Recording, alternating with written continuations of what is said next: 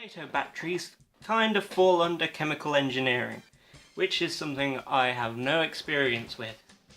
But we'll give it a shot today.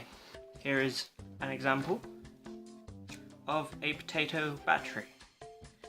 It is essentially just a slice of potato with copper in one end and zinc in the other, or a galvanized metal in the other. Now, the way this reaction takes place that causes electricity is that the zinc on the nail has less electrons than a full ring on its outer edge, outer ring of electrons, and the copper only a few more on its outer ring of electrons, which means that this has got a surplus of electrons and this has a deficit of electrons. Now, normally they wouldn't react if they're just placed next to each other, which is why we've put it in a potato, which is acting as the electrolyte. Now, there's a small amount of acid within the potato which helps the reaction to take place, causing an electrical potential difference between the two electrodes. Now, the thing with potato batteries is they're absolutely terrible. They're great for showing how the reaction takes place and that kind of thing, but they're very poor batteries. They've got a very low voltage per cell, they can't provide a lot of current because of a high internal resistance, which is something we might try and measure today as well. And as for capacity, well, that really doesn't matter when it can't provide enough current to do anything with anyway. But I did leave 4 of these in series, which made about 2 to 4 volts, and left them shorted overnight, and they still worked about 0.8 volts per cell in the morning. So let's make one of these potato cells.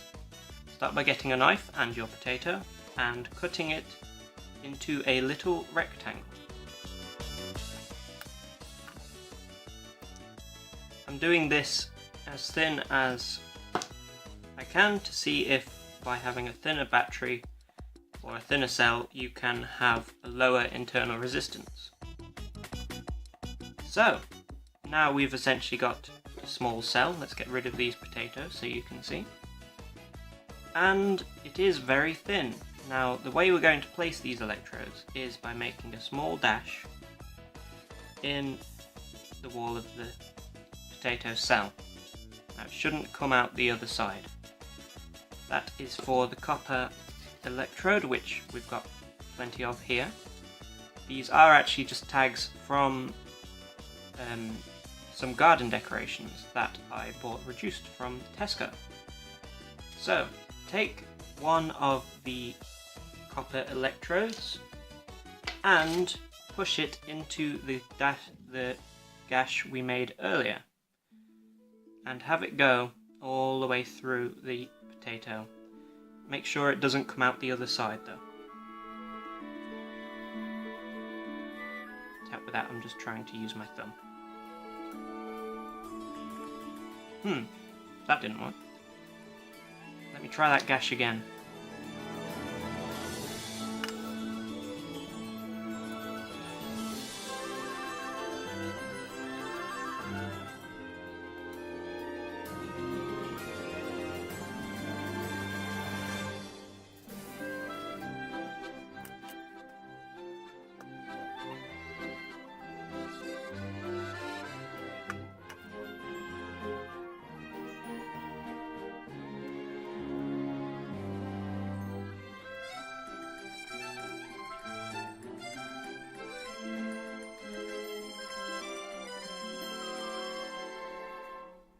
Okay, so after several attempts, I have managed to place one of the copper electrodes most of the way through the potato.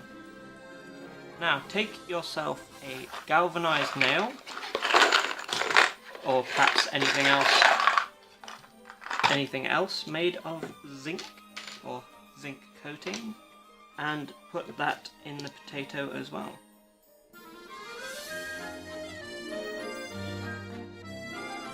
Now, as you can see, I have pushed that in as far as the nail will go, That is because this has a really large surface area because it's flat and quite wide, and this has a very small surface area because it's very thin and pointy.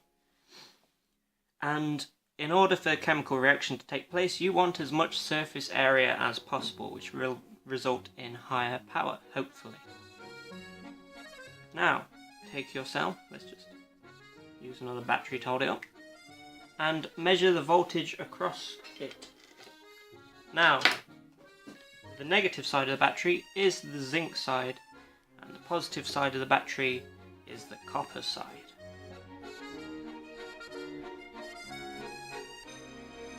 So, as you can see, that is around about 0.86 volts, or 860 millivolts.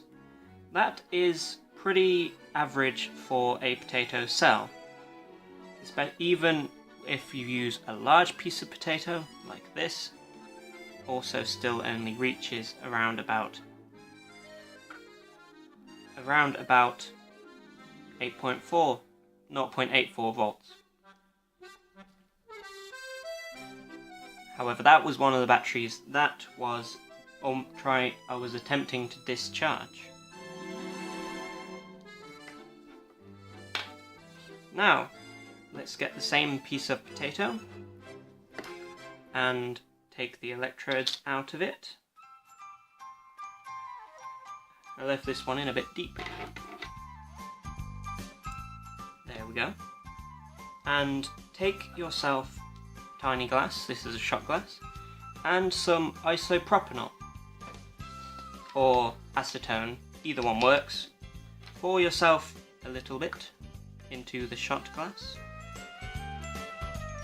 and we are going to use this to clean the electrodes and see if having clean electrodes will make any difference. Now, while you're doing this, make sure not to get it in your eyes because it will sting, and keep it away from flames because it is flammable as well.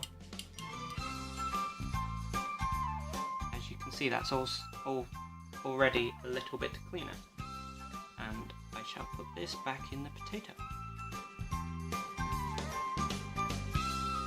Now take your copper electrode and do the same.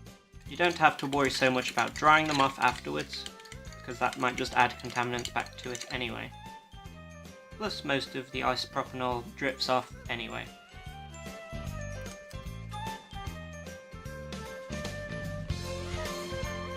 There we go. Now let's try that voltage measurement again, see if it's gone up at all.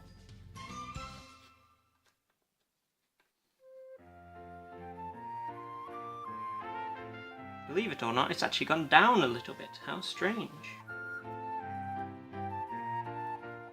Okay, so let's do an experiment that is not a potato battery, but a potato juice battery. So, take a small tray, take yourself a potato, or a slice of potato, and see how much juice you can squeeze out of it.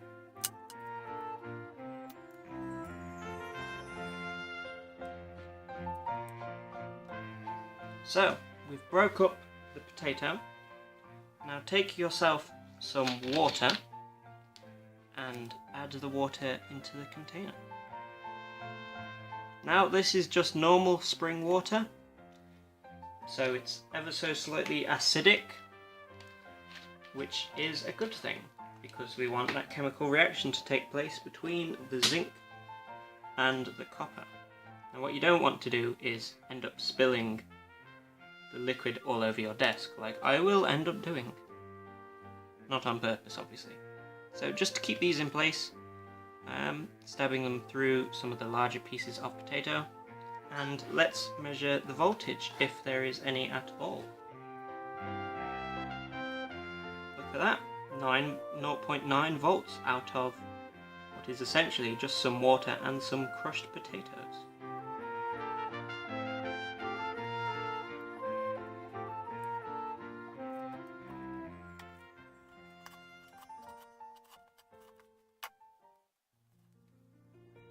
Now, let's do that experiment without the copper electrode in the potato. Let's see if it can still get a voltage difference across it. And look at that, we actually get quite a higher one. And as long as part of the electrode is in the water, we get almost a volt of power. Now let's see if we can submerge the copper electrode entirely in the water and see if we get a big increase in voltage. Now all I'm doing for this is just folding the electrode in half so that we can place it flat in the water on the far edge, like so. Let's just move some potato over it so we can get the acid concentration pretty even throughout, and measure the voltage, and again almost an entire volt. If we're being more precise, exactly 9.7 volts, or 9.69 now it's stabilized. Now let's do the same thing but with this nail. So we're going to place it upside down so that the head of the nail is in the water and that it stands upright.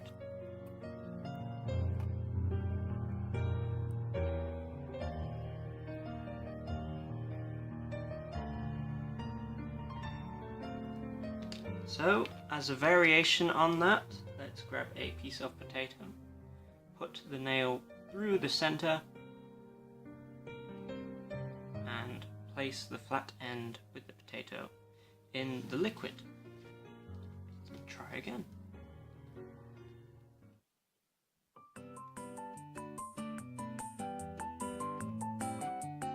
And we're still getting around about 8.3 volts.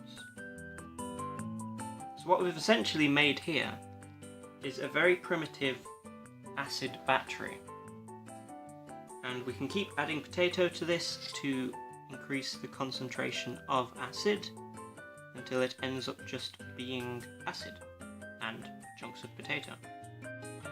Okay, ladies and gentlemen, we're going to leave it there today. Thank you very much for watching, and if you have a go at making a potato battery or a liquid potato battery, then please let me know how it goes. If you would like, please like, comment and subscribe if you liked it or want to ask me something or want to catch up with all of my videos as they're released.